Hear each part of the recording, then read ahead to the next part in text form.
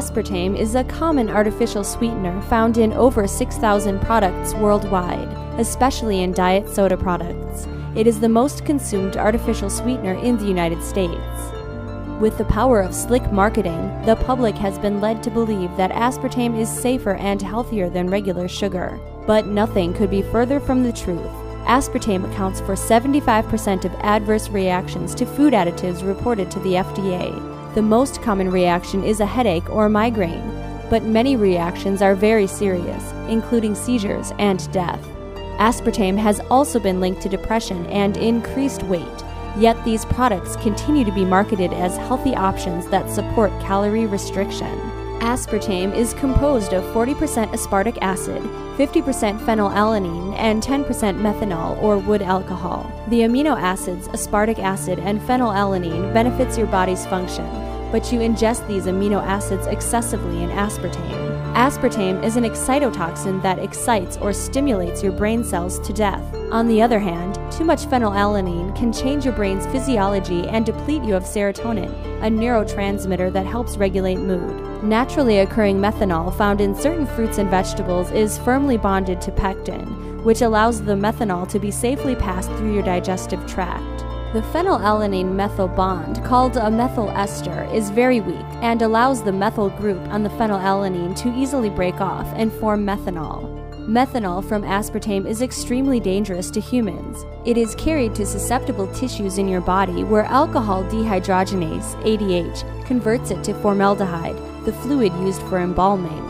Your body lacks key enzymes that eliminate formaldehyde that accumulate in your cells and wreak havoc on sensitive proteins and DNA. It is linked to breast and prostate cancer, as well as oxidative damage in your brain.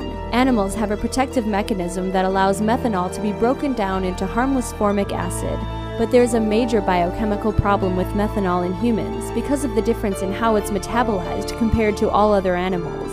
This is why toxicology testing on animals is a flawed model. It doesn't fully apply to humans. But why is aspartame still on the market?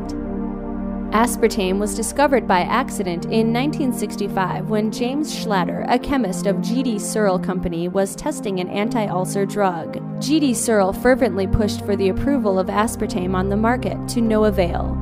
Scientific evidence, including the Bressler report created in 1977, linked aspartame to a number of side effects, including a huge risk of brain tumors. It also revealed fraud and manipulation of data done on aspartame studies. One day after the inauguration of Ronald Reagan in 1981, Searle reapplied to the FDA for approval to use aspartame as a food sweetener. Its CEO, Donald Rumsfeld, had Dr. Arthur Hull Hayes Jr. appointed as the new FDA commissioner.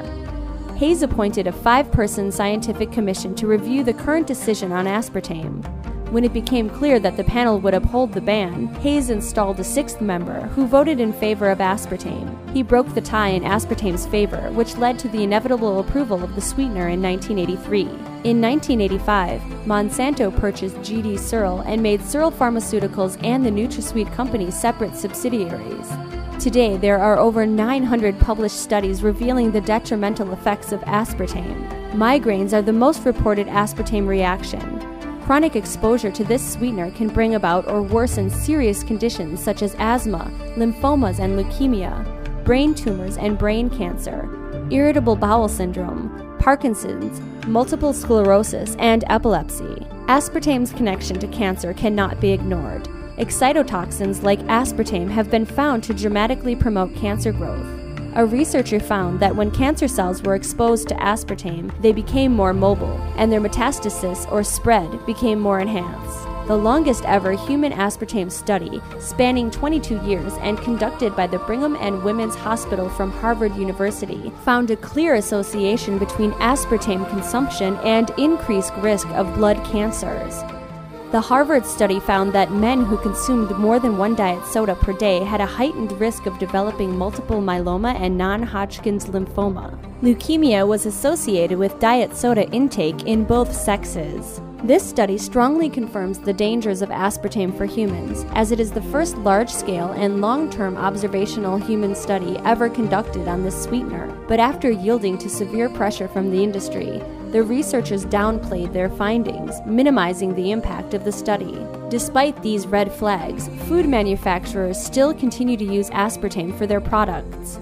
In fact, the International Dairy Foods Association and the National Milk Producers Federation have petitioned the FDA to amend the standard of identity for milk to allow aspartame to be added to it without being listed on the label. Contrary to promises of diet soda and diet products containing it, aspartame can make you gain weight by stimulating your appetite, increasing your cravings for carbohydrates, and promoting fat storage. Aspartame toxicity is not well known by doctors, despite its frequency. Most of its symptoms mimic other health conditions, so if you're having a reaction to sweeteners, you may be unaware of it or are blaming it on another cause. To see if you're suffering from aspartame toxicity, eliminate all artificially sweetened products from your diet for 2 weeks.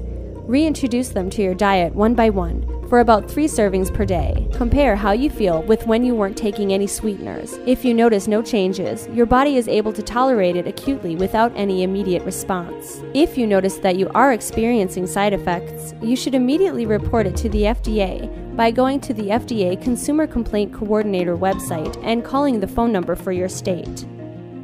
Stick to natural sweeteners such as stevia, lohan, and dextrose. Take note that even these should be consumed in moderation. If you are struggling with high blood pressure, high cholesterol, diabetes, insulin sensitivity issues, or are overweight, it is recommended to avoid all types of sweeteners, both artificial and natural. For more information, visit Mercola.com.